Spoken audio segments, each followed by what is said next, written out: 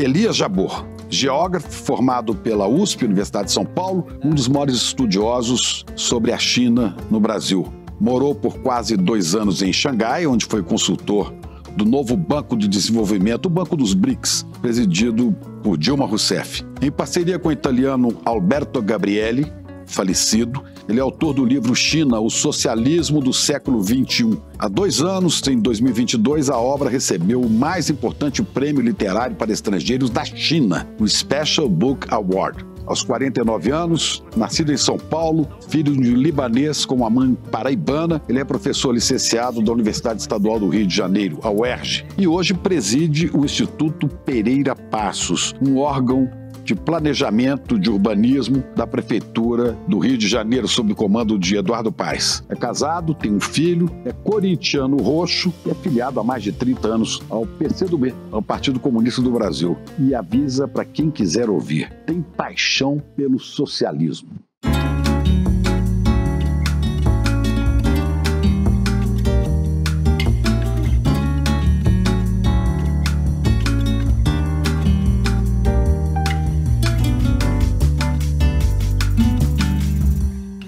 Elias Jabbour, prazer enorme ter você aqui. Lá em Minas diria assim, é um prazer miserável ter você aqui conosco no ICL, né? Você que tem uma paixão pelo socialismo e outra paixão pelo Corinthians, que é um time também que tem umas características socialistas, de democracia, né?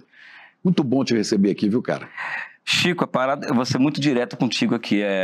Eu te acompanho há uns 30 anos, e eu sempre fui fã do seu trabalho. Eu sempre percebi que você, no jornalismo brasileiro, televisionado, sempre foi um ponto fora da curva. Eu faço uma comparação com o William Bonner, né? Você é mais culto que o William Bonner, é mais inteligente que o William Bonner, é mais espontâneo que o William Bonner, sabe? E faço a comparação porque ele era o âncora do Jornal Nacional. Era um sonho que eu tinha se entrevistado por você, então eu tô aqui realizando. Ele é mais inteligente, que ele tá lá no Jornal Nacional até hoje. Sim, mas o importante é que eu tô realizando um sonho aqui de estar com você. E eu tô muito feliz, assim, é inenarrável, como diz o outro, né? Pois é, eu só tenho um reparo a fazer na sua paixão corintiana, que você tem tudo para ser atleticano. Galo como eu. Seu nome é Elias Calil Jabbour. O maior presidente da história do Atlético. Elias Calil foi o maior presidente da história do Atlético, depois o filho dele, Alexandre Calil. Sim. Aliás, eu conheço o Alexandre Calil, tenho que falar, olha, o xará do seu pai é um cara genial, um gênio, que eu entrevistei. O Atlético é um clube que eu tenho simpatia evidente por conta das origens dele serem muito semelhantes do Corinthians, né, que é o meu clube de coração. O Atlético que passou pelas mesmas provações que o Corinthians teve que passar para se afirmar no cenário esportivo mineiro e nacional. Então não tem como não gostar do Atlético, apesar do Atlético ter uma amizade e torcida com o Palmeiras, que é um contrassenso completo, mas eu gosto muito do Atlético. E gosto do Inter de Porto Alegre também, que é um clube, obviamente, a cor do Inter é muito sugestiva, o nome é sugestivo. Eu também gosto do Internacional de Porto Alegre também. Pois é, e aí somos aves, né? Você é gavião, eu sou galo, é tudo aves. Com certeza. Uma voa, a outra cisca aqui e dá esporada, né? Outra paixão sua é o samba. Sim. E a minha também, né? Sim, nos encontramos no camarote da Prefeitura do Rio esse ano, né? Você veio desfilar na Portela.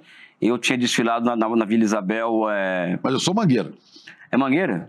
Do Milton Nascimento estava. Ah, é verdade. Agora juntei os pontos. Como se você já trabalhou com o Milton Nascimento, que eu sei, o cara só conviveu com o gênio, né? Milton, enfim. Eu tinha desfilado na Vila Isabel 2 dias antes aqui do nosso encontro, né?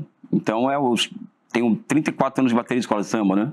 Camisa verde e branca em São Paulo, no Desvio da Maria, camisa 12, e quando fui morar no Rio em 2014... Vila Isabel. Vila Isabel, que é minha escola de coração, né? E você ainda sai na bateria da camisa? Camisa? Só na Vila Isabel. Na Vila Isabel. Só na Vila Isabel. Carnaval do ano que vem, vou te procurar lá no meio da bateria. Com certeza. Toca caixa, tá aqui as fotos aqui, ó. Olha ele aqui com a caixa aí, fazendo um L. Fazendo o L do Lula, né? E é raro chegar onde você chegou, porque você é filho de um casal simples, humilde, né? E virou um gênio, eu acho, né? Acho que as coisas de gênio não é verdade, né? O que eu sou... Gênio que é a capacidade de perceber isso. Sim, eu tenho talvez o maior atributo que eu tenho é uma capacidade absurda de trabalho, sabe? Eu, por exemplo, sou uma pessoa que eu tenho em casa mais de 30 mil gráficos de Excel construídos sobre balanços de empresas chinesas, balanços de bancos chineses, balanços de obras na China, balanços de projetos de obras na China. E a partir dessas construções em gráficos de Excel, eu pude captar o que se chama na filosofia de fluxo dos acontecimentos e começar a construir conceitos, categorias, até uma teoria para entender a China da minha forma que eu enxergo aquela realidade. Então não é ser gênio, né? Eu tenho um hiperfoco, eu sou obcecado pelo conhecimento, obcecado pela ciência, e essa é uma vantagem competitiva que eu tenho nessa sociedade que está aí, né? E é evidente que isso tem relação direta com o meu passado, com a minha neurodivergência, do autismo que eu descobri mais já velho por conta da minha história, que enfim, eu sou filho de um comerciante libanês, um trambiqueiro, como já disse em outro lugar. Ele veio do Líbano, montou viciado em baralho, tinha até um clube Viciado em baralho? Viciado em baralho, tinha um clube que ele juntava o pessoal dele lá para jogar, pegava o dinheiro do aluguel, jogava, então depois a cada 3 meses nós éramos despejados, né? Então não tinha estabilidade no trabalho, né? Você é filho único? Eu tenho um irmão que mora aqui em São Paulo. E o meu pai, ele conheceu a minha mãe, como eu já disse também em outro lugar, vou repetir aqui, na prostituição. Minha mãe é uma mulher linda. Seu pai conheceu sua mãe numa casa de prostituição? Na década de 60 do século passado. Eu nasci em 75. Minha mãe é uma paraibana, linda, gostosa, maravilhosa. A mulher mais importante da minha vida. Eu sou louco pela minha mãe, já faleceu em 99, né? Me emociona. Sabe, faleceu em 99. E o meu pai, nós vivíamos aos trancos e barrancos por conta dessa coisa do meu pai e tal, e uma família ultra disfuncional, porque o meu pai e minha mãe brigavam o tempo inteiro, porque o meu pai tinha muita mulher, tinha toda essa questão tinha filho fora do casamento, sabe?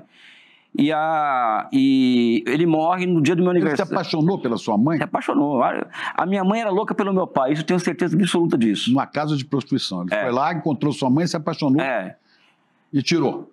Sim, tirou. E minha mãe, sim, ela tinha uma paixão absurda pelo meu pai, né?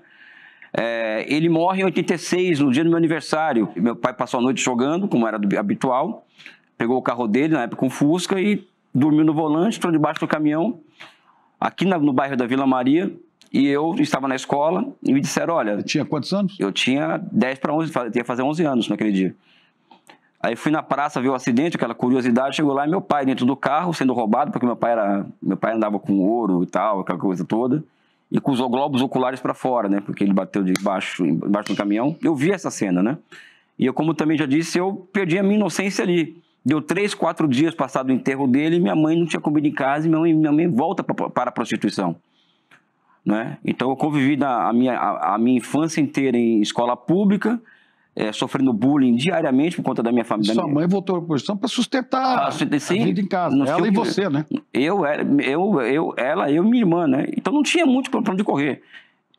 Então eu sofri um bullying lascado na escola por ser gago, por ser esquisito, por não ser social, porque eu era coisa do autismo, né? Não gosto de multidão. Prostituta, né? O filho da puta, exatamente isso. Na rua, eu saía na rua de manhã. E como a minha mãe não fazia questão de esconder essa condição dela, porque era uma mulher muito corajosa, não estava nem porque os outros pensavam. Mulher extraordinária. Né? E eu era sacaneado na rua, na escola, né? E muito sacaneado, assim. E eu não falo isso para me vitimizar, não. Muito pelo contrário, eu não tenho menor, assim... eu nem precisaria disso para poder, sabe?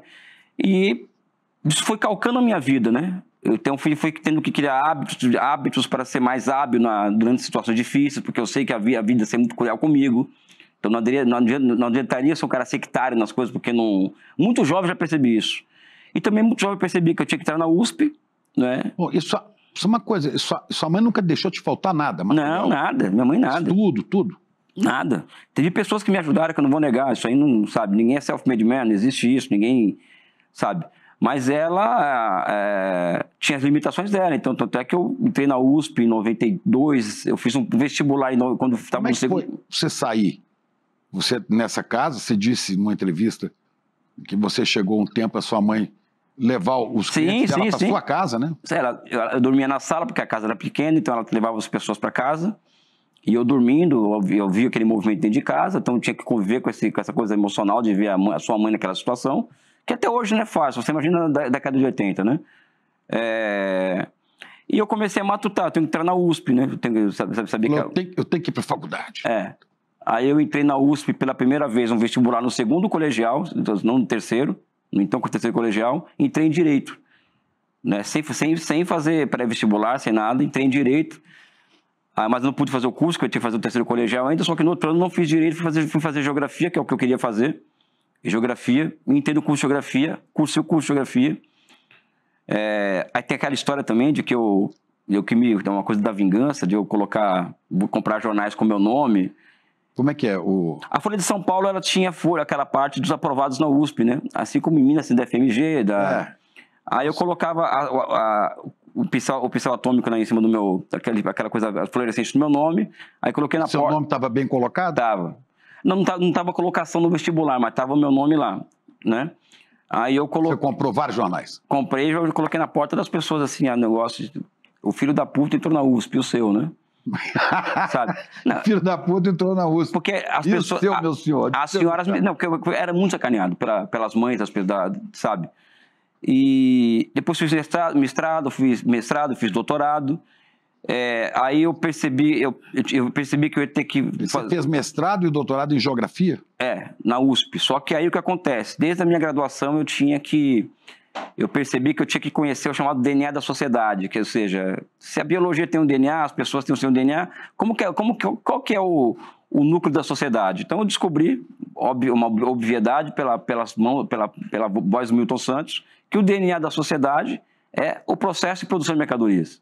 Então eu comecei a fazer dentro do curso de Geografia todo um percurso de, entre aspas, economista político, ou seja, eu fui estudar Adam Smith, Ricardo, Marx, economia monetária, Keynes, os monetaristas, os neoclássicos, a escola austríaca, desenvolvimentistas latino-americanos e anglo-saxãos. Então, eu fiz um curso de economia sozinho para entender isso. Autodidata. E aí eu saí do curso de Geografia e tal, e eu fui trabalhar na Câmara dos Deputados. Eu trabalhei 6 anos na Câmara e 4 no Senado, na assessoria da bancada do PCdoB. Aí, quando eu prestei concurso, prestei para professor de economia e passei e virei professor de economia, mesmo sem ser economista, sem ter nenhuma formação prévia em economia. Aí tem que passar pelo teste dos economistas, porque os economistas, eles são uma classe que se acha muito, né? Ou seja, eles erram muitas previsões no Brasil. Os economistas, eles têm uma autopercepção muito interessante. Eles se acham muito, mas são pessimamente formados, né? Pessimamente formados. Então eu tive que buscar, nunca buscava, mas eu tive que ser aceito nesse meio, né? E eu contei com a ajuda de uma figura que eu tenho que falar abertamente, que é o professor Beluso, né? O professor Beluso o primeiro professor de economia, a mente mais brilhante do Brasil. Ele me adota. Não tão brilhante porque ele é palmeirense, o certo. Exatamente. Ele me adota em 2003, 2004, foi meu co-orientador de mestrado, e até hoje nós escrevemos artigos juntos, né? Sabe?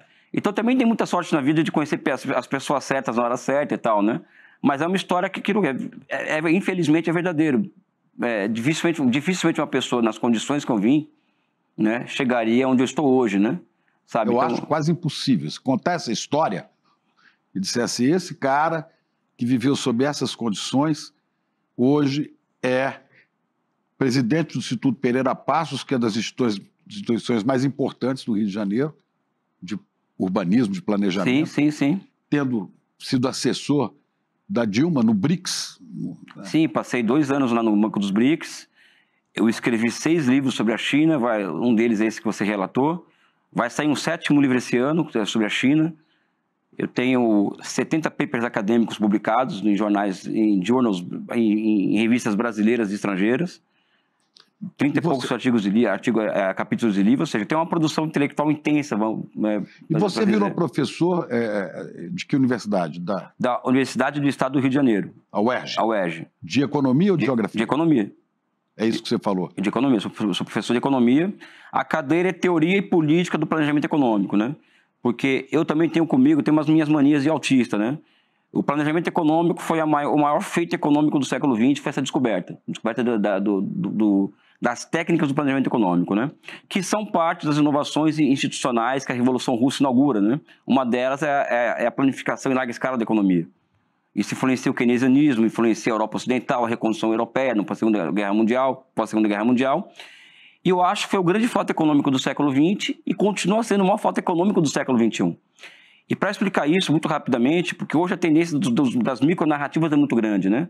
A despeito de nós nunca termos reunido tantas condições para as metanarrativas. Por quê? Porque hoje você tem muitos dados à sua disposição, muita gente inteligente à sua disposição. Então, hoje existe um ambiente ultra propício para a construção de discursos e categorias e conceitos de totalidade, né? Apesar da tendência à dispersão, a tendência à fragmentação, às micronarrativas. Então, hoje existe com Big Data, por exemplo, a possibilidade de você planificar uma economia em larga escala, como a China, por exemplo. Um planejamento que antigamente levava meses para as pessoas pesquisarem, né? Hoje está tudo... Hoje eu tenho um dado que eu trago que a União Soviética, para se completar a matriz de sumo produto, que é aquela matriz que mostra quais são os setores que precisam de investimento, quais os setores estão superinvestidos e como fazer a transferência intersetorial de recursos, né? E quais são as inovações institucionais para isso, 6 meses. Na China demora de 6 a 18 minutos hoje. 18 minutos. Isso explica por que a China é uma economia que cresce há 40 anos sem parar, né? Além, é evidente que tem outras características da economia chinesa que explicam isso, mas essa é fundamental. Você vai me explicar uma coisa. Primeiro, essa sua ligação com a China. Eu tive um mês na China, visitando Pequim, Xangai, aquela cidade lá dos guerreiros de terracota, Xi'an. Né? Tive ali. Uma colega, a Sônia Bride, era correspondente lá, fui visitar, passei um mês lá com ela e saí de lá sem entender nada. Sabe que você chegar e falar assim, não entendi onde eu vi, o que é isso aqui, como é que essa sociedade se organiza, e você se aproxima e hoje é um entendedor daquilo, né? Como é que você foi se ligar à China, cara? Eu queria... Como eu te disse, eu cheguei no curso de graduação, aliás, vou dizer agora, eu cheguei no curso de graduação, eu já era militante do PCdoB, então a minha trajetória política começa antes da universidade, eu não entrei no PCdoB estando na universidade, né? E muito preocupado com o seguinte, acabou o socialismo, caiu a União Soviética e tal, mas vem cá, acabou mesmo, tudo é eterno, né? O capitalismo é eterno. E eu coloquei na minha cabeça o seguinte, eu quero provar as esquisitices de autista, né? Eu quero provar um dia que é possível cientificamente, a ciência dá conta da construção de uma sociedade que supere o capitalismo, ou seja, o socialismo, né? Então eu procurei o próprio professor Milton Santos, que foi meu primeiro orientador no curso de Geografia. Grande geógrafo brasileiro. Sim, e ele falou, é uma ótima questão, mas vou te encaminhar para uma outra pessoa te ajudar, que é o professor Armin Mamigonian. E ele falou, Elias, o professor Armin, é a China, porque a China é uma experiência socialista, né? E ninguém achava que era naquela época, né? Então eu passei a estudar a China, e a China passou a ser a minha unidade de análise, por quê?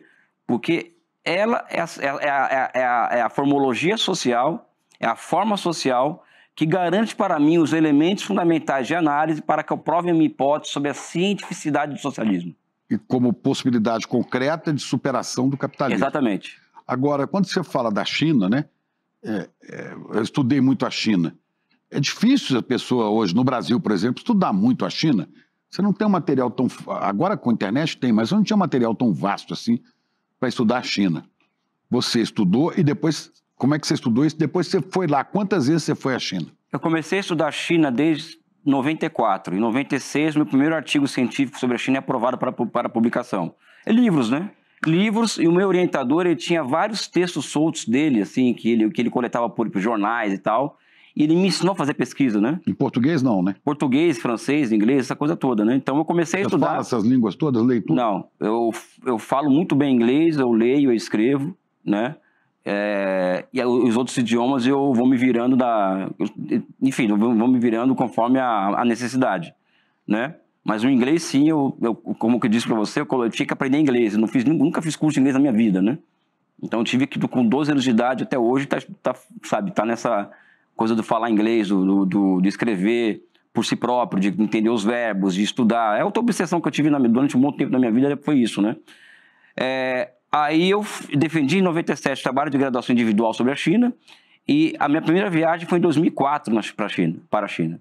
De 2004 até hoje, eu visito a China frequentemente. 2004, 2009 e 2023/24, eu viajei pela China inteira. O que significa a China inteira? Eu conheci todas as capitais de província, eu conheci todas as capitais de regiões autônomas, eu andei a China inteira de trem, de barco, de avião, de ônibus, né? De mochila nas costas. Mochila nas costas. Eu sou um mochileiro profissional, ou seja, então eu fui de Xangai para Pequim, para o Xinjiang, para o Tibete, para Gansu, eu conheço a China inteira. Então, conheço desde o capital financeiro mais avançado que você vê em Xangai, ou Shenzhen, até a vila camponesa mais simples que você pode imaginar na China. E eu fui lá 3 vezes nesses mesmos lugares, né, para ver a evolução disso, né? Eu me impressionei muito com a China. Eu fui a Pequim, eu já imaginava mais ou menos como é que seria. Beijing, que eles falam, né? Beijing. E depois a Xangai. E Xangai é outro astral. Xangai parece uma coisa futurista. Isso em 2005, tem 20 anos, né? Em 2005. Isso aí sem entender direito, que a referência que a gente tinha de um país comunista era a União Soviética. E a China parece que não tem quase nada a ver com aquilo, né? Não. É outra coisa. E eu te pergunto, a China é um país comunista? A China é a tese que eu defendo e teorizo em cima disso, que a China é uma formação econômico-social orientada ao socialismo. O que significa isso? É um sistema baseado em primeiro, a política na frente da economia. Existe um bloco histórico que chega ao poder em 49, comandado pelo Partido Comunista, o seu Exército de Libertação Popular e os outros partidos políticos chamados democráticos que estão da frente ampla que governa a China desde 49, sob a hegemonia do Partido Comunista. Na base desse poder estão as chamadas Assembleias Populares, né? Ou seja, cada quarteirão, cada vila, cada cidade, cada microcosmo chinês tem a sua Assembleia Popular que elege o delegado para a Assembleia que está acima. Seria seu deputado local. O deputado local, o vereador do vereador, né? E o que acontece? Você vai me perguntar, como que faz para um deputado federal, por exemplo? O vereador do vereador é eleito lá no bairro dele e de forma indireta, de forma congressual, ele chega até a Assembleia Popular Nacional. Só que ele fica somente 2 semanas em Pequim por ano e volta para a base o resto do ano. Ele passa o ano inteiro junto com o povo dele. Com o povo dele, e é o povo dele que o caça, não é os pares, né, como é no Brasil, por exemplo, né? Isso significa que a China, por exemplo, tem uma rotação de mais de 40% a cada Assembleia Popular Nacional que elege a cada 4 anos. Esse delegado, se ele não estiver funcionando a contento, a sociedade tira ele e põe outro. Põe outro. E mais do que isso, né? O parlamento chinês, por exemplo, ele tem hoje 40% de trabalhadores especializados e camponeses, né? Nenhum parlamento do mundo tem isso, né? Então, é um parlamento que representa quase que fielmente a estrutura social da sociedade chinesa, né? Então, eu não acho que seja uma ditadura, é empobrecedor. Isso é uma democracia, uma forma diferente de... Eu chamo de democracia não liberal, uma democracia popular que está reconstruindo formas de representação popular que existem há mais de 2.000 anos. Que a China é uma sociedade é um estado que tem 2.000 anos. E as organizações... E tem gente que defende a tese que a China só é o que ela é hoje porque aquele país se organiza socialmente, as pessoas, há mais de 2.000 anos. Ela se organiza na base da aldeia para reivindicar as obras públicas, né? Como, por exemplo, as obras de contenção à enchente, né? Isso já tem mais de 2.000 anos, né? Então, o exercício da participação popular na política na China é algo que remonta a mais de 2.000 anos, né? Não é uma novidade do socialismo, o socialismo apenas aperfeiçoa essa possibilidade do país, né? Pois é, mas não é igual os países chamados democratas do Ocidente, que elege um presidente, que põe seus ministros e que manda fazer as coisas. É diferente, né? É diferente porque, primeiro, que não tem o poder do dinheiro, né? Nas campanhas eleitorais. Então, na China não existe isso, tá? Políticos ganham bem? Eu não sei te dizer se ganha bem ou não. O que eu imagino que aconteça na China é que os parlamentares chineses, eles recebem o valor do seu trabalho remunerado no que ele faz. Eu acho que é isso, mas deve ter alguma compensação para isso, tá? O que acontece na China é que o presidente da República, geralmente ele é indicado pelo Partido Comunista, só que ele é eleito pela Assembleia Popular Nacional, que é composto por esses representantes que vêm de baixo. Não é uma democracia, não é eleito diretamente, como é no Ocidente, mas a democracia... No Ocidente, em termos, os Estados Unidos não elege diretamente. Não, exatamente. Mas a forma política da China, a China caminha para ser uma democracia uma democracia de participação direta. Por quê? Porque existem os chamados, ao lado das assembleias populares, tem os conselhos consultivos políticos, que é o seguinte, desde o nacional até o local, reúne-se as personalidades daquele local e nacionais para ouvir a opinião delas sobre as coisas. Então, está o Chico Pinheiro, está Elo Vilela, está o Eduardo Moreira, não são deputados, mas são personalidades. Essas pessoas vão participar do Conselho Consultivo Político, né, para serem ouvidas sobre o que elas acham da China. Então, é bicameral como aqui, que é Senado e Câmara, só que lá é diferente. E eu acho que é uma forma de democracia, é polêmico isso, muito mais avançada do que qualquer democracia ocidental, na minha opinião. Pois é, mas a crítica que o Ocidente faz é que é um regime totalitário, que não pode ter opinião divergente, que não pode ter partido de oposição. Como é que é isso? Não, realmente não pode ter partido de oposição, né? Isso não pode. Até porque a China ela é um Estado revolucionário, né? E um país como a China, por exemplo, ela tem o exemplo da União Soviética, ela tem que se proteger 25 horas por dia, porque para os países ocidentais, para o imperialismo norte-americano, usar suas big techs para descarrilhar aquela sociedade é muito fácil. É só você ver o que aconteceu no Brasil em 2013, a partir de 2013, por exemplo. Agora, isso não significa que não haja liberdade para diversidade de opinião, né? Eu vi pessoas na China dando opiniões sobre tudo e opiniões altamente divergentes dentro da universidade. Então, isso é uma mentira falar que a China... De crítica ao regime também? Crítica aberta. Crítica aberta, eu não concordo com isso. O Xi Jinping, por exemplo, o atual presidente, ele é odiado pelos bilionários, pelos milionários e pelas classes médias altas das grandes cidades chinesas. Por quê? Porque ele foi para cima desse pessoal. E ele é criticado abertamente. Pois é, aqui, né, o que se fala, os neoliberais, não, tem que ter o Estado mínimo.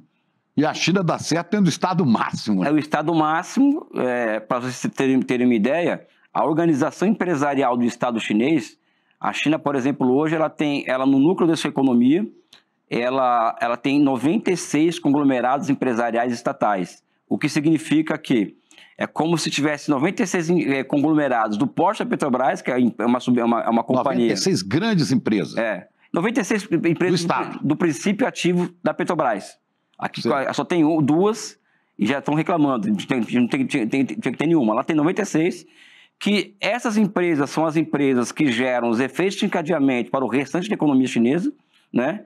Além de serem as empresas que geram os ciclos de acumulação. Ou seja, é o setor público da economia chinesa, e não privado ou não público, que gera, que emana os efeitos para que o país cresça e se desenvolva. Agora, né? Esse crescer vai dentro de um trilho, né, de um rumo que é dado por um planejamento. Sim. Parece que a grande palavra é essa, né? O Sim. planejamento. Sim. O país se planeja para mais anos e todo mundo se subordina àquele planejamento. Não, todo mundo, inclusive o setor privado da economia. Por isso que eu tenho defendido a tese de que a China não existe um setor privado propriamente dito. O que existe é um setor não público. Por quê? Não público. Não público. Que é diferente do privado. Por quê? Me permite explicar isso. O que nós conhecemos enquanto propriedade privada, ela nasce na Inglaterra e ela é fruto de 140 anos anterior da Revolução Industrial e Revolução Puritana, onde inovações institucionais foram dando condições para a chamada lei dos cercamentos, que é o quê? Que é a tomada do público pelo privado, né? E a desapropriação camponesa. Então, a propriedade privada surge dessa forma na Inglaterra e ela é sacralizada logo em seguida. Então, até que as leis todas são para o quê? Para proteger a propriedade privada. Na China, a propriedade privada ela é uma concessão do Estado. Tá? O Estado pode tomar de volta aquilo lá.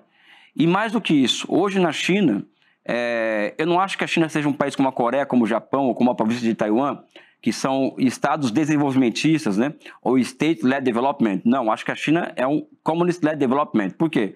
Porque quem controla o desenvolvimento do país é o Partido Comunista. O Estado é apenas um instrumento do Partido Comunista. Mas o Partido Comunista não é um grupo pequeno que define o que vai acontecer. Não, é 100 milhões de pessoas. É 100 milhões de pessoas. É 100 milhões de membros. Né? O que eu estava falando antes, só para poder voltar aqui? Está falando do planejamento, da maneira que se organiza a propriedade por exemplo, privada.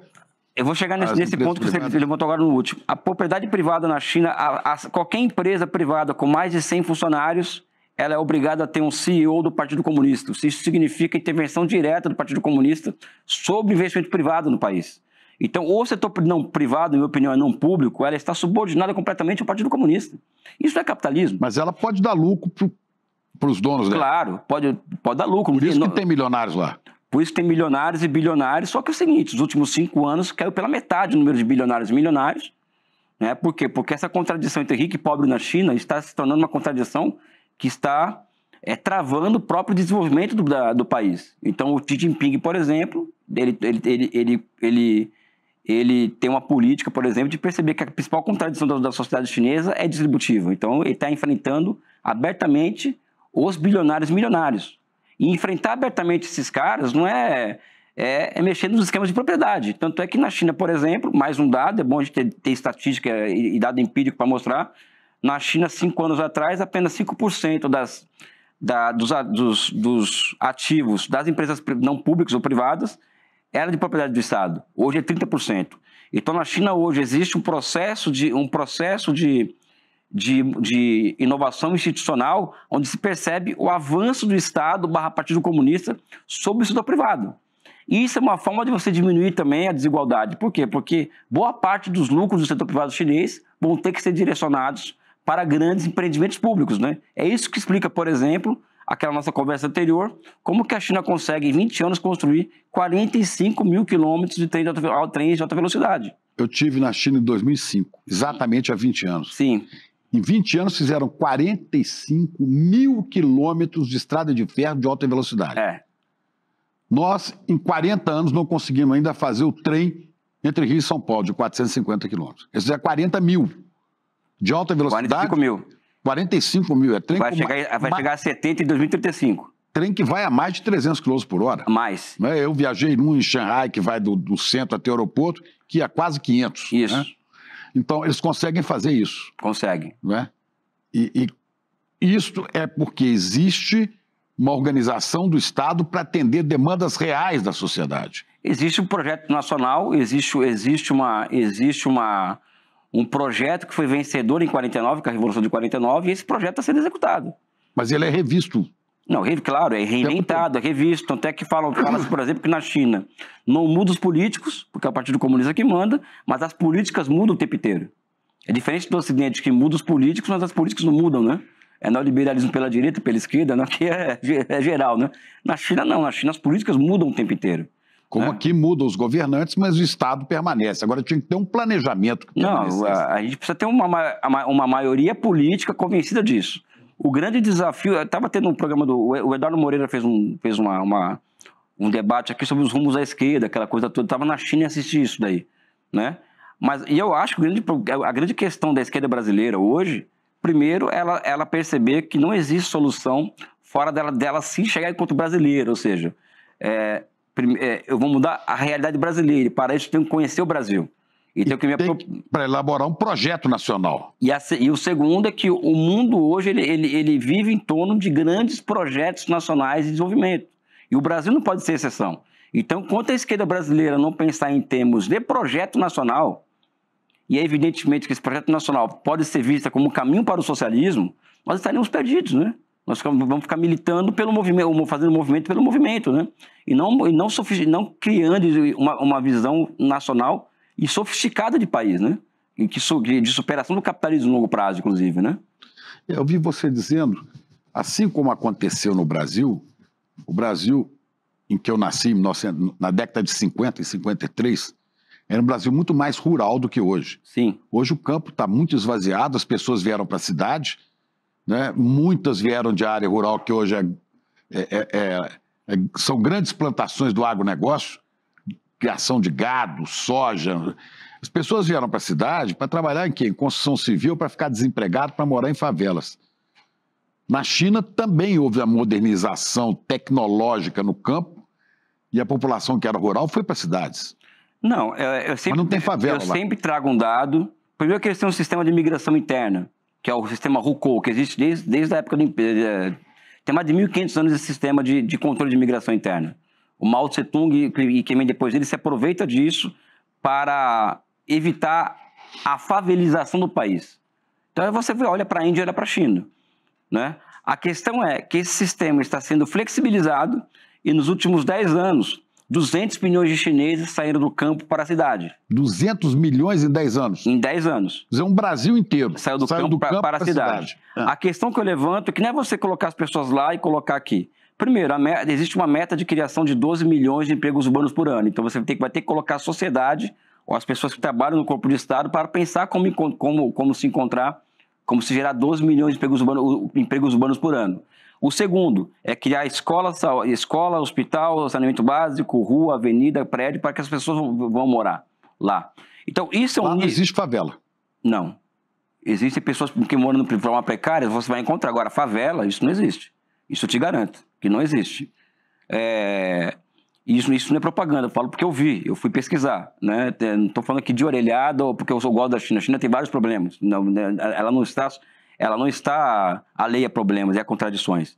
Agora, a questão que eu coloco para o debate público é o seguinte: essa capacidade chinesa de colocar 200 milhões de pessoas do campo para a cidade em 10 anos é algo que desafia a inteligência humana, isso, como eles conseguem fazer isso. E quando for diferenciar capitalismo e socialismo fora de um debate infantilizado sobre socialismo, para mim isso é socialismo. Ou seja, somente o socialismo é capaz de produzir um fenômeno como esse, que é tirar 200 milhões de pessoas do campo e colocar na cidade de 10 anos, sem que provoque as imensas contradições que nós vivemos no Brasil há 40 anos, né? Favelização, alta criminalidade, exército industrial de reserva, tudo isso nós vivemos no Brasil. A tragédia urbana do Brasil, né? Genial, a violência, né? A falta de saneamento, exatamente. A fome, a pobreza. E mais do que isso, Estados Unidos, Europa. Eu passei por Frankfurt numa dessas minhas viagens. Eu passei por Frankfurt, aí eu fui descendo no centro da cidade. Eu saí da estação de trem, meu amigo, o Chico, eu vejo uma Cracolândia na minha frente. Em Frankfurt? Em Frankfurt. É um bairro árabe, inclusive, me identifiquei muito, que é um bairro árabe, com comida árabe e tal. Aí eu fui no hotel porque eu queria dormir. Aí fui perguntar pro dono do hotel, porra, que é a situação social que rapaz, aqui tá ótimo, vai pra Munique pra você ver como que tá. Tá muito pior do que isso aqui. Ou seja, Europa, né? Então aqui, Europa e Estados Unidos, a sua sociedade se fragmentando em desigualdade, drogadição, etc, etc. Falta de emprego. Falta de emprego, de perspectiva, e a China tá bombando, né? Ou seja, vamos fechar com os olhos fechados para aquela realidade? Temos que copiar aquilo, não temos que copiar aquilo lá. Sabe o que me impressiona muito, Elias? A gente liga a televisão no Brasil, qualquer canal de televisão, né? Inclusive TV a cabo de notícia, e muitas TVs dos Estados Unidos. Eu não sei se é proibido ou o que é. Você não tem imagens da China, sabe? Tipo um documentário que mostra como é que é a vida na China, a vida no campo, a vida na cidade. Né? Você não tem... O Brasil tinha lá, fui lá na época que era correspondente lá, Sônia Bride. Hoje a Globo não tem nenhum correspondente na China. E devia ter, porque é o que está mais próximo hoje da realidade brasileira, né? Politicamente. Né? Não, a questão é a seguinte, Nós não temos imagem da China, porque é difícil... Vamos cair na censura mesmo. Aqui estou falando com jornalistas. Mas censura da China ou censura do Brasil? Do Brasil, do Ocidente. Não quer mostrar isso? Não quer mostrar os trens balas? Eu estou com jornalista de nível internacional na minha frente, sabe muito bem como funciona uma redação. A China, de 2020, ela elimina a pobreza extrema no país, elimina a pobreza extrema com aquelas condições geográficas. 2020? 2020 ou 2020, acho que foi 21, desculpa. E a China tirando quantas pessoas da... Ela tirou 800 milhões de pessoas da linha da pobreza entre 800 milhões de pessoas. Entre 78 e 2020/21. A China tem passado por momentos chamados momentos de Sputniks de forma contínua. Então, uma hora é a explosão do 5G, depois a explosão do Big Data, agora a explosão da inteligência artificial. DeepSeek, né? Que é momento de Sputnik, né? Aquele momento em que a China demonstra que está na fronteira tecnológica e está desafiando o mundo capitalista nesse sentido. E ninguém... O governo chinês foi aprovado o orçamento, né, que dá 7% do orçamento para defesa, para Forças Armadas, e 10% para pesquisa. Exatamente isso. E aí, a pesquisa vale mais do que arma, né? Não,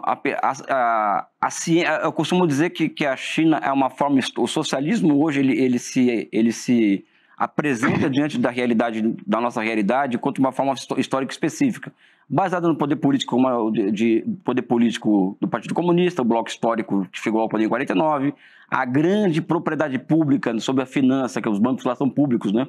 São 144 bancos com capacidade de criação de moeda, públicos, não privados. e grandes conglomerados públicos no núcleo da economia, não é? Lá então, tem um mercado financeiro de rentistas, que o cara aplica dinheiro, ganha dinheiro emprestando dinheiro. Não. Na China você vai ganhar dinheiro investindo na produção, é diferente. De cada 100 dólares que se investe na economia chinesa, cerca de 96 vão para a produção de mercadorias ou de bens. Nos Estados Unidos é menos de 30 dólares. Isso explica, por exemplo, a capacidade muito rápida de inovação tecnológica da China e a capacidade cada vez mais lenta de inovar dos Estados Unidos, que vai se tornando um estado parasitário, né? Então, a China e o socialismo, ela se apresenta... Qual que é a forma histórica hoje que existe na China de socialismo? Para mim, é a transformação da ciência em instrumento de governo. A razão no comando, ou seja, aquilo que o Engels falava no Anti-Düring, né, em que ele coloca que a razão ela é uma das características basilares do socialismo enquanto forma de governo, né? E você vê na China isso hoje. A ciência ela penetrou completamente nos poros da sociedade chinesa. Quer dizer, a sociedade caminha subordinada à ciência. Exatamente. Enquanto a gente vive, muitas vezes aqui, vivemos fortemente isso, o negacionismo científico. Você que gosta de uma cerveja, que eu sei, vai num boteco na China e lança uma hipótese lá, sentado com algum chinês lá. Ele vai te perguntar, de onde você tirou isso? Qual que é a base? Ele não vai falar qual que é a base científica. De onde você tirou isso? Como é que você chegou a essa conclusão? Exatamente. Eu bebi uma Tindal. Exatamente isso. Ou seja, a China tem essa característica, né? Enquanto que nós aqui, a pessoa fala que a Terra é plana e é normalizado um negócio desse, entendeu? É normal e tal, sabe? O sujeito diz que a gente está numa ditadura, né? Do judiciário. Não, incrível isso, porque o Bananinha, por exemplo, eu fico perguntando o seguinte: imagina um americano vai para a Rússia dizer que vive uma ditadura nos Estados Unidos. E o senador da República vai pedir à Rússia que invada os Estados Unidos. O que acontece com um cara desse? E aqui a gente a gente aqui acha que o cara é tão machão, inclusive, né? Que não foi nem denunciado do Bolsonaro, já fugiu, né? Sabe? Enfim, é uma piada, né? A extrema-direita ela é uma tragédia no Brasil, assim. E é uma extrema-direita que, antes de tudo, ela é antinacional. Ela odeia o povo brasileiro, né? Enfim, aí já sai da China, volta para o Brasil, que é a nossa paixão, né? Mas a gente fala de tudo. Na China, no ambiente universitário, tem alguém que consegue plantear, discutir um ponto de vista de direito? Sim. Não, aliás, um dos problemas que eu vejo na China é que os cursos de economia são muito liberais, né? Ou seja, o pensamento liberal, por exemplo, essa visão neoliberal e tal, na China está... As universidades discutem abertamente. E tem gente que defende o neoliberalismo na China. Liberalismo. Só que não consegue emplacar com o programa de governo. Não consegue emplacar porque é o seguinte: na hora que você enfrentar uma demanda, vamos dizer assim, uma demanda concreta, não é a mão invisível do mercado que vai resolver aquele problema. E os caras sabem disso, né? Então, isso não consegue sair da universidade, virar força material suficiente para virar política de governo na China. Porque na China você tem que enfrentar o seguinte: 12 milhões de empregos urbanos por ano, essa é a meta, para manter um país estável, né? Um país de 1 bilhão e 400 milhões de habitantes. 1 bilhão e 400 milhões de habitantes.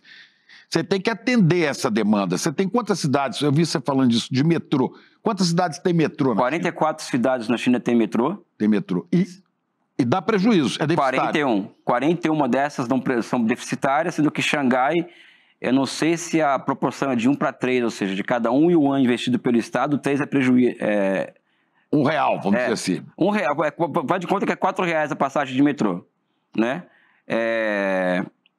O passageiro paga 1? O prejuízo é 300%. O prejuízo que é operacional... Mas o Estado banca isso. O Estado banca. Porque tem que ter serviço público de qualidade. Exatamente. Banca porque também é o seguinte, Chico, o banco é público. Aí o banco cria moeda que é fiduciária, ou seja, uma moeda criada pelo Estado, e empresta para uma empresa pública. No final das contas, quando você vai pegar esse livro de contabilidade... Fica tudo lá dentro. Você joga fora, que isso aí... falar isso ou falar que isso é terraplanismo econômico, vai gerar inflação. Mas é assim que a China funciona. É banco público gerando moeda fiduciária, que é moeda pública, e tendo como contrapartida a geração de bens e serviços. Ou seja, a China é uma economia cada vez mais voltada para a satisfação das necessidades materiais da sua população. Essa que é a verdade, né? Investimento pesado em ciência, em pesquisa, em educação. É pesado. Pesado assim. O que é? Cara, eu vou falar o que é. É não saber de onde sai tanto dinheiro para isso.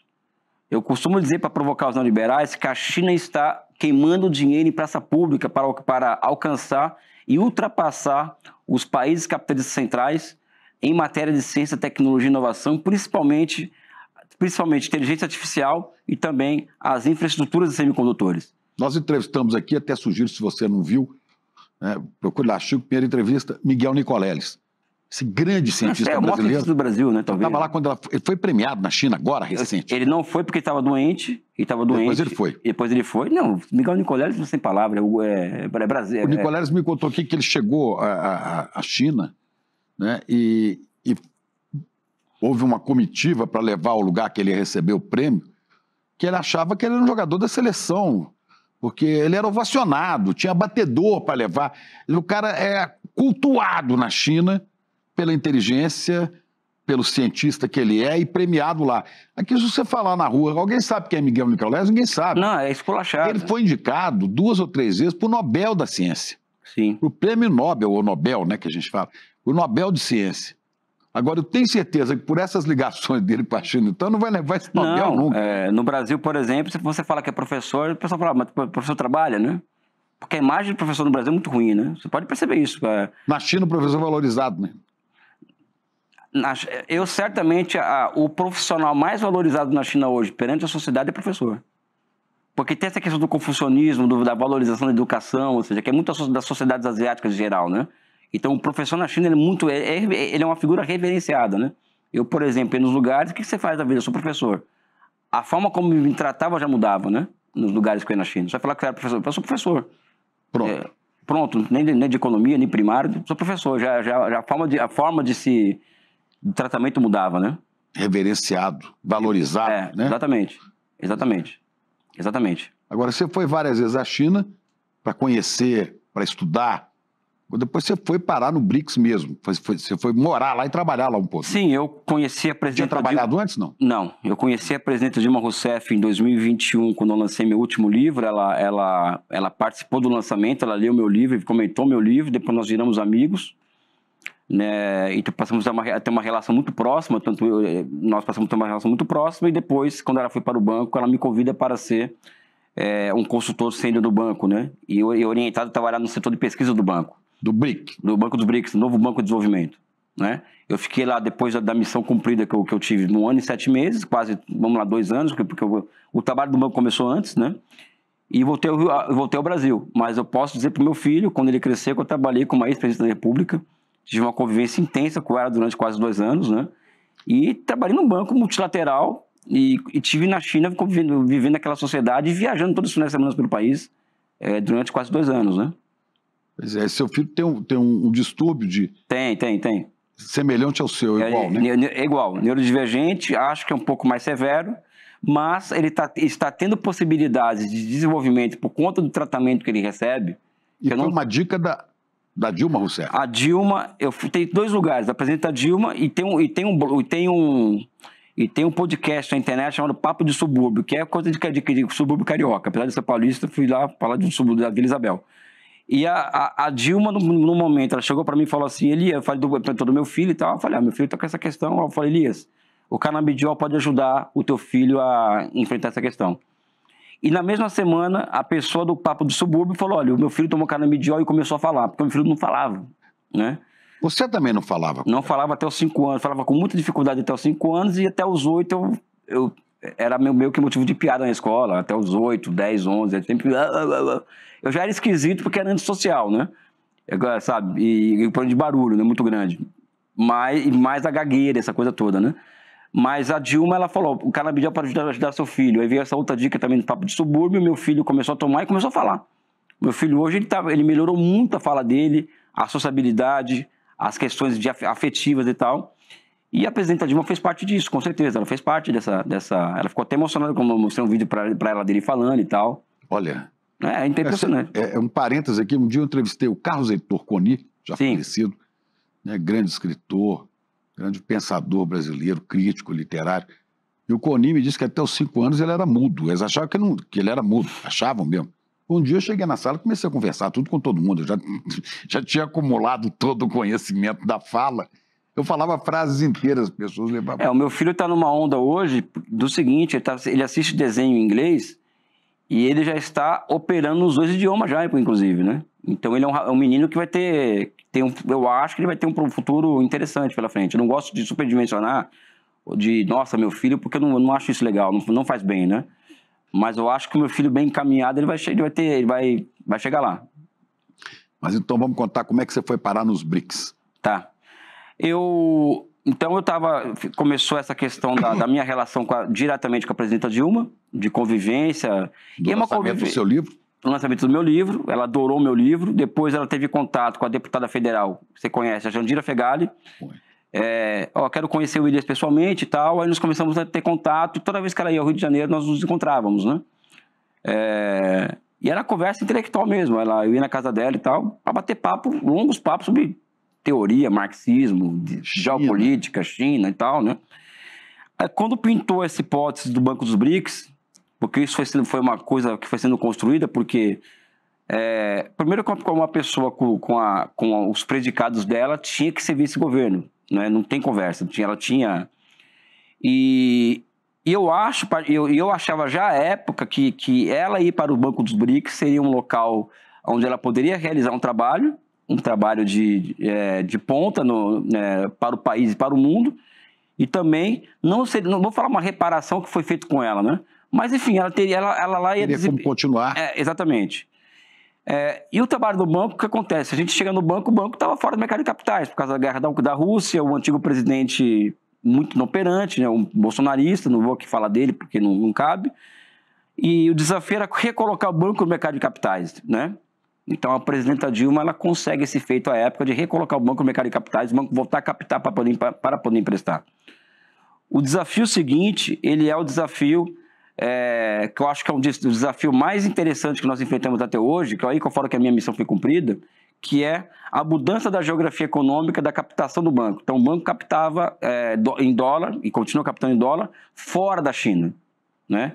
Então, a ideia nossa era internalizar essa captação de dólares para dentro da China.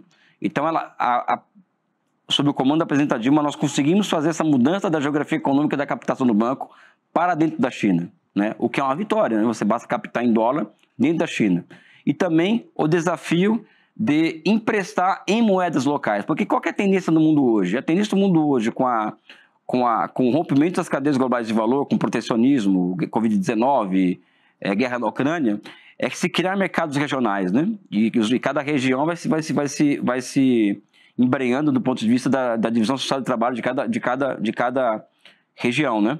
E também surgem sistemas locais de pagamento, né? Então o banco incentiva o surgimento desses sistemas locais e também incentiva o empréstimo em moeda local. Quer dizer, empresta ao Brasil em real. Está caminhando para isso, né?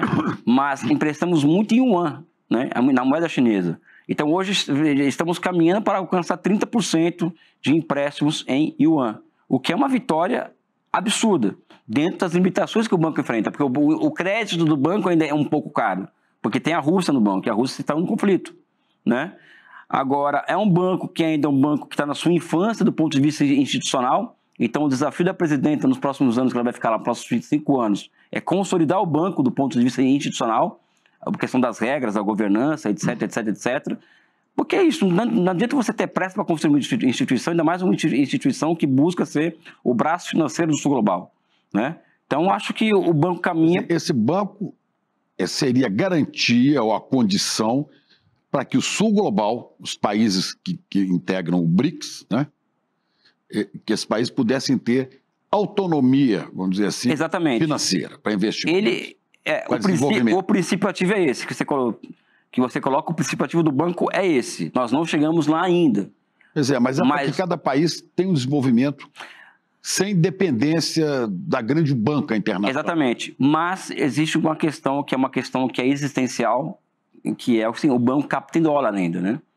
Então, para que esse banco seja o que ele tem que ser, ele depende muito de mudanças profundas no sistema financeiro internacional, né?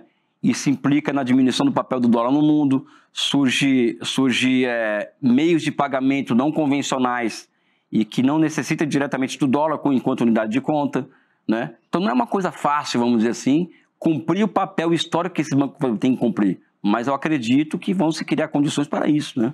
Pois é, o Brasil fornece principalmente commodities para a China e recebe produtos industriais da China. Não é possível estabelecer nas duas moedas, no yuan e o real. Já rola isso, já rola. Independente de passar pelo dólar? Já rola, já tem iniciativas nesse sentido, mas acho que o problema, Chico, é outro, né? Nós temos que ter clareza do que nós queremos com a China, tá?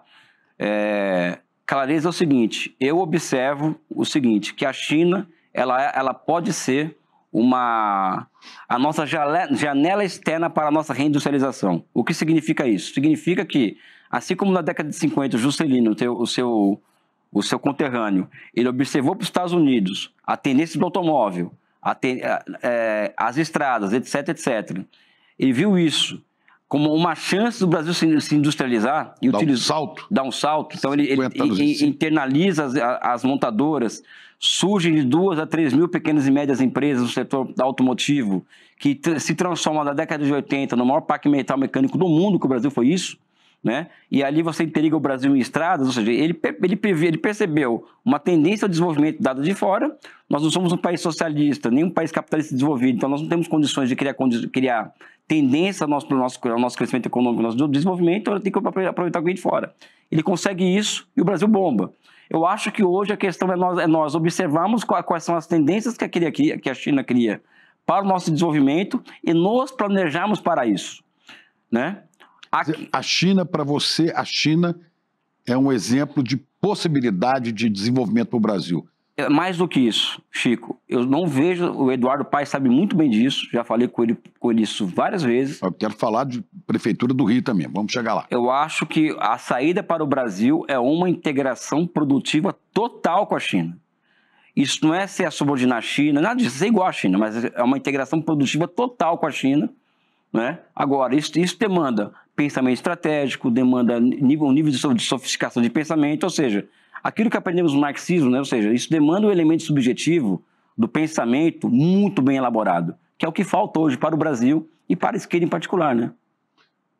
Por que a China dá certo, cresce na pesquisa, cresce na tecnologia, né? Investe na educação, consegue administrar um país de 1 bilhão e 400 milhões de pessoas? É um país socialista. E por que a União Soviética não deu certo, se é um país comunista também? Eu acho que a gente tem que ter um olhar mais... A diferença, eu sei que... Não. A pergunta é genial. O genial é o simples, né? E o jornalista top faz esse tipo de questão, né? Sabe? A União Soviética, nós temos que ser mais generosos com a história do nosso movimento, né? Do movimento comunista internacional. Então, quando eu olho para por que a União Soviética deu errado, eu olho para Gênova e Veneza, que foram as primeiras experiências de manufaturas capitalistas do século XV. Gênova e Veneza. Que elas surgem enquanto experiências capitalistas, manufaturas, só que tinha um feudalismo cercando muito mais forte e que sufocou militarmente aquelas experiências, né? Então, a União Soviética era o quê? É a primeira experiência socialista cercada de capitalismo hostil, que sufocou a União Soviética até o último de seus dias, e levou aquela experiência ao ocaso, e também as suas contradições internas. Então, eu tenho elaborado o seguinte: a União Soviética ela se esgota por suas próprias incapacidades, por exemplo, a questão da inovação tecnológica, ela perdeu a corrida tecnológica dos Estados Unidos, ela chegou num ponto que ela esteve à frente dos Estados Unidos na inovação tecnológica, só que ela parou.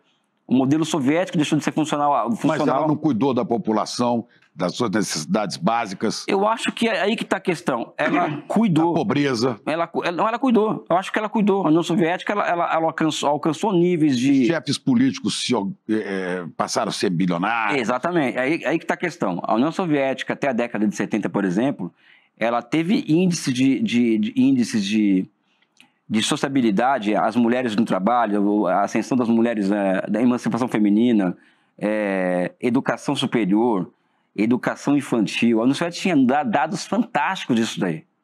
A questão é que o sistema necessitava de reformas, né?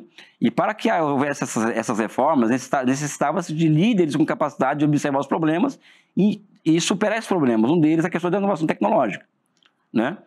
Só que o Partido Comunista da União Soviética virou uma máfia. Já na década de 70 já era muito claro isso, tanto é que o Boris Yeltsin e o Gorbachev eram chefes do Partido Comunista. São duas figuras... E brigavam. E degeneradas, né? Duas figuras degeneradas. O Gorbachev confessa que o objetivo dele era acabar com a União Soviética, depois de um tempo. Né? E o Yeltsin era combateu o Gorbachev. Não, exatamente. Né? E foi um cara que é o Fernando Henrique com vodka, né? O pessoal fala, né? Na época, né? Então, a União Soviética cai pelas suas contradições internas e pelo seco externo, né?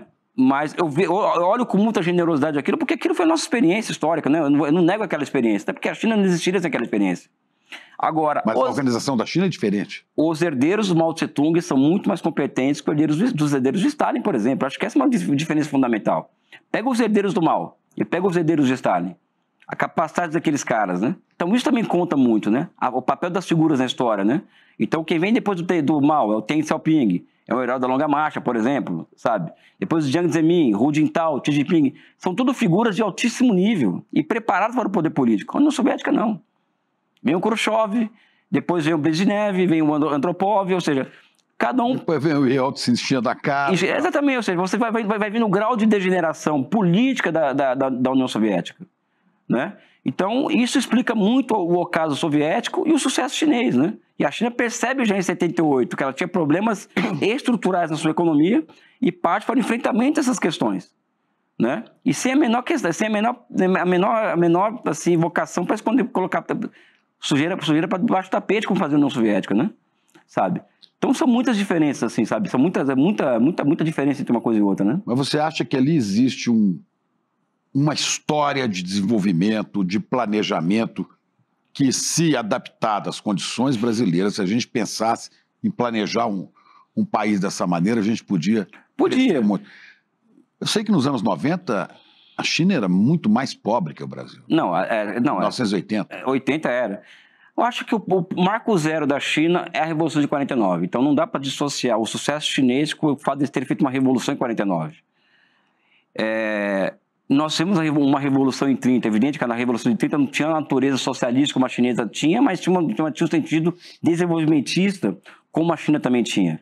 A revolução de 30 ela foi traída pelo Collor, com a eleição do Collor em 89. Tanto é que o Fernando Henrique vem e fala que esqueça o que escreveu. Eu vim aqui para acabar com o legado do Getúlio Vargas. Os governos que vêm depois do Fernando Henrique, tirando Lula e Dilma, estão aí para destruir com o legado de Vargas no Brasil. Não é? Temer, Bolsonaro, sabe? Com o legado do desenvolvimento econômico, da grande empresa nacional, enfim, dessa potência industrial que virou o Brasil em 50 anos. O Brasil saiu da Idade Média em 30 e entra na Idade Contemporânea em 80. E em 50 anos fez o caminho que a Europa demorou 600.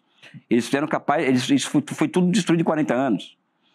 Porque Lula e Dilma foram governos sob altas restrições institucionais de caráter neoliberal, que eles não conseguiram enfrentar, não tinham força para isso, né? A China não. A China não traiu 49. A China vai se renovando os ideais da Revolução de 49 e adaptando ao espírito do tempo, né? Essa que é a diferença fundamental, né? Nós traímos a Revolução de 30, que é a do Getúlio Vargas, né? E a China não traiu a Revolução de 49, né? É uma outra coisa, né? A única coisa que eu lamento, né, é esse pavor que instigaram na classe média, nos pobres brasileiros, né, esse pavor do comunismo. O comunismo é um perigo, né? E as pessoas não sabem como se vive na China. Realmente, só o conhecimento liberta. Para você se livrar disso tudo, você tem que conhecer. Aí você pode ser contra, ser a favor, mas conheça. Agora, como conhecer? Se nenhuma imagem da China nós não temos. Eu me assustei com esse dado de que em 20 anos fizeram 40 mil quilômetros de ferrovias de alta velocidade. Nós temos no Brasil 30 mil quilômetros de ferrovias, sendo que só 20 têm condição de operar e em baixa produtividade. Não conseguimos fazer um trem de Rio para São Paulo de 500 quilômetros. Quer falar que a China define a China como uma autocracia, ditadura de trabalho escravo, né? A China, os salários na China nos últimos 10 anos cresceram 170%, acima do PIB, da produtividade e da inflação. Os salários na China. Isso não é opinião de propagandista, isso é dado estatístico científico. Repita. Em 10 anos, os salários na China cresceram em média, salários urbanos 170%. Acima do 170% acima do PIB, do crescimento do PIB, acima da inflação e acima da produtividade do trabalho. Tá? Ou seja, a mão de obra chinesa hoje, industrial, é 4 vezes mais cara que a brasileira hoje. O trabalhador industrial chinês ganha... O chinês trabalha 7 dias por semana? Os trabalhadores industriais, não. As leis trabalhistas são muito claras para o setor industrial, por exemplo. Agora, existe uma cultura do trabalho muito impressionante na China. Você vai na China, qualquer comércio está aberto no final de semana. Isso é um problema, tem que ser observado das leis trabalhistas, mas também é muita cultura asiática isso também. Se você perguntar para mim qual é o maior desafio brasileiro hoje, eu falo, é a formação de uma outra maioria política que esteja capturada para uma visão de projeto nacional de desenvolvimento, ou seja, reconstruir o país do ponto de vista produtivo, financeiro, etc., etc., reconstruir o Brasil ideologicamente. Nós precisamos de uma ideologia que nos signifique e nos ressignifique de dentro para fora, né? Não... O que é que acreditamos? Exatamente, o que nós somos, não é? Esse é o X da questão, formar uma outra maioria política, construir uma firmeza ideológica em torno do que é ser brasileiro, ou seja, qual que é a nossa ideologia? Né? Nós temos que construir isso, porque o Brasil tem um problema muito sério de fragilidade ideológica muito grande.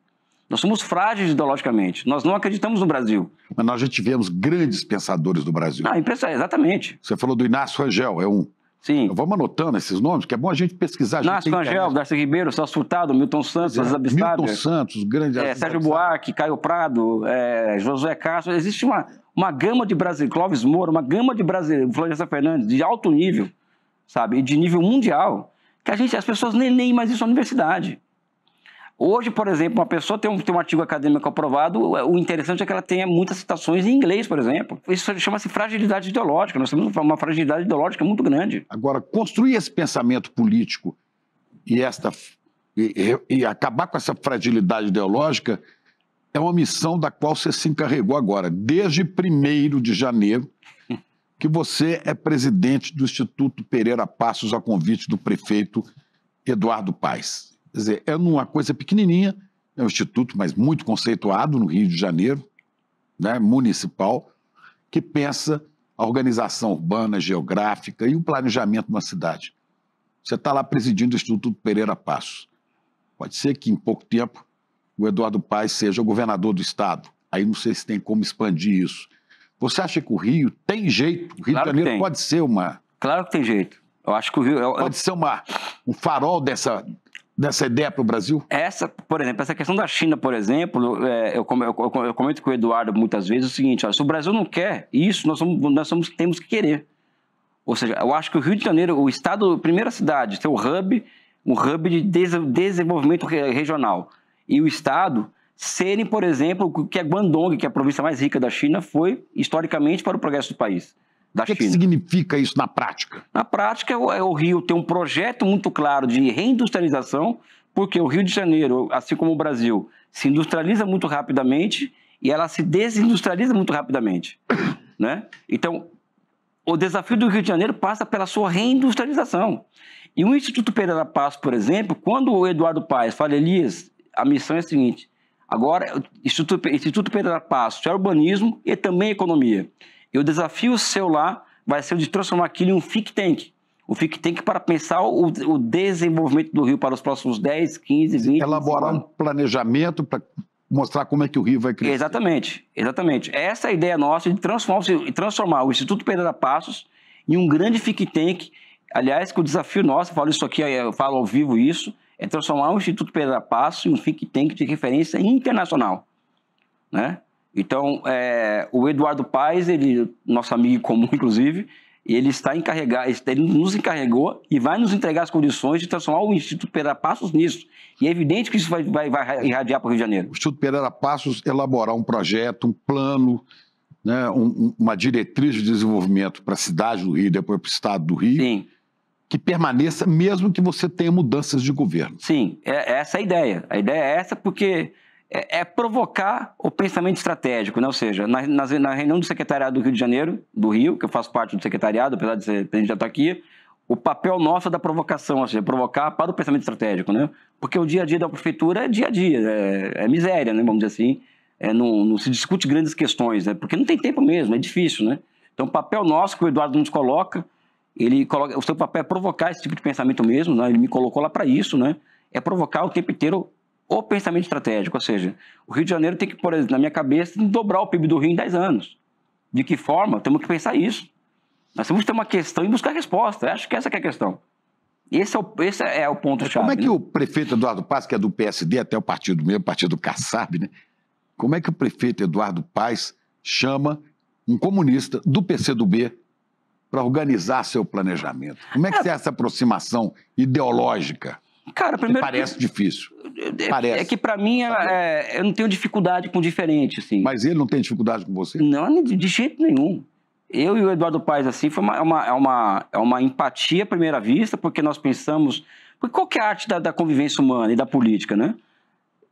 Não é ficar buscando pontos de divergência o tempo inteiro, é buscar pontos de convergência. Então, eu e o Eduardo Paes, nós temos inúmeros pontos de convergência. Uma delas é de que o Rio tem jeito, né? Ele acha, com a cabeça dele, você também acha que tem jeito. E ambos acham que passa por ação estatal gigantesca. Porque o Eduardo Paes, por exemplo, né, por mais que ele tenha um histórico de um liberal, ele é um cara que tem que pedir votos na periferia, no subúrbio, tem que pedir voto em favela. E na medida que o Eduardo ele começa a andar em favela no Rio de Janeiro, ele percebe que a mão invisível não resolve nada. A mão invisível do mercado. Então, ele é um cara muito sensível para essa questão. É evidente que ele não é um cara que pensa o Estado como eu penso, por exemplo. Mas nós temos muitos pontos de convergência. E eu busco, e ele também busca, porque são duas pessoas minimamente inteligentes, exercitar esses pontos de convergência. E não é somente isso. Tem uma equipe que sou eu, a Maria Silva, que foi presidente do BNDES, liberal, o Osmar, que é um secretário de Desenvolvimento Econômico, que veio do BNDES, um rapaz super talentoso, que não é um cara de esquerda, e o Sidney Levy, que também não tem nada a ver de esquerda, que é o presidente da Invest Rio. É a equipe econômica dele. Nós pensamos diferente no fundamental. Ideologicamente. Não, só que nós temos uma missão, que é fazer aquela cidade se desenvolver. Dá certo. Então, nós colocamos de lado as nossas divergências, ninguém toca em ponto que é sensível entre nós, para focar no fundamental. Como, por exemplo, como atrair investimentos chineses para o Rio de Janeiro. Né? Então, hoje, nós estamos em um estágio no Rio de Janeiro de pensar como atrair, como uma estratégia do Rio de Janeiro para atração de investimentos que atendam às demandas do Rio de Janeiro. Não atender às demandas chinesas por si só, como acontece quando eles vão investir fora da China. Né? É como atender às nossas demandas e como fazer isso. Né? Essa é a grande ciência que nós estamos tentando elaborar hoje no Rio de Janeiro. Né? Pois é, então você começa agora uma missão nova no Brasil, no Rio de Janeiro, que é um desafio gigantesco. Às vezes eu olho aquela cidade e falo assim, isso aqui não vai ter jeito nunca, né? Não vai ter jeito nunca. De 6 governadores, 5 já foram presos. Quer dizer, um negócio assim, né? O Estado é dominado pelo narcotráfico, pelas milícias e por líderes evangélicos, não todos, mas uma boa parte, picaretas. Sim. Esse aqui manda no estado do Rio de Janeiro, são igrejas picaretas, claro que é igrejas sérias, mas igrejas neopentecostais picaretas, que manipulam as pessoas, milícias que controlam com poder de força as pessoas e o tráfico que ameaça todo mundo. Quer dizer, como é que você sai dessa equação? Não, mas vai dar certo. Eu acho que o bloco político que o Eduardo lidera no Rio de Janeiro hoje, bloco esse que também está à esquerda dentro dele, está o PT, está o PCdoB, né? Eu acho que esse é o bloco histórico que vai levar o Rio adiante, na minha opinião, né? E o Eduardo tem essa capacidade de unir os extremos, né? Ele é muito hábil, né? É muito inteligente, muito hábil. Eu converso às vezes com o prefeito Eduardo Paes e falo com outras pessoas, né? Para mim, o Eduardo me lembra muito o Juscelino Kubitschek. Você deu uma entrevista falando exatamente isso. Ele lembra o Juscelino Kubitschek por essa questão da coragem de enfrentar... Ele é um realizador, como eu já disse. Né? E de conviver com... Convive com tudo diferente de todo lado. E vai fazer Brasília, por exemplo, como ele fez. Né? Contra tudo e contra todos. O Eduardo derrubou a perimetral contra tudo e contra todos no Rio de Janeiro. Né? Ao mesmo tempo que a história o coloca numa condição de ser um homem da questão democrática no Brasil. Isso me remete ao Teotônio Vilela, que veio do seio da ditadura para denunciar as prisões da ditadura e viram o Menestrel das Alagoas. Evidente que, guardadas as devidas proporções históricas e de personalidade, o Eduardo é um mix dessas figuras históricas que a gente está comentando aqui. Ele diz, por que você faz isso? Porque eu acho que é fundamental nós universalizarmos e darmos universalidade aos nossos líderes políticos no Brasil. O Eduardo tem essa essa característica de que une dessas duas figuras, né? E eu acho que é disso que o Brasil vai precisar muito no futuro, né? De uma figura como Eduardo Paes, né? Vocês têm conversado muito, eu acho isso muito bom. Com certeza. Estou assistindo aqui, quero te entrevistar, falando de avanços já conquistados em breve. Vamos fazer isso. Obrigado, mestre. Obrigado demais. Foi emocionante. Obrigado. Um gavião aperta a mão de um galo. Com certeza. Sabe aquela história que no Brasil nada funciona porque o povo não presta? Pois é, isso nunca foi verdade. Mas foi o discurso perfeito para que as elites escondessem os seus privilégios e para elas poderem apontar o dedo para quem de fato sempre foi explorado. E no fim das contas, esse discurso disseminado à torto e à direito tem raízes profundas na herança histórica que o nosso país carrega. E na aula inaugural da segunda turma da pós-ICL-FESP, o sociólogo Gessé Souza vai explicar por que essas ideias se tornaram senso comum e como a elite usa esse discurso para manter o país até hoje de joelhos.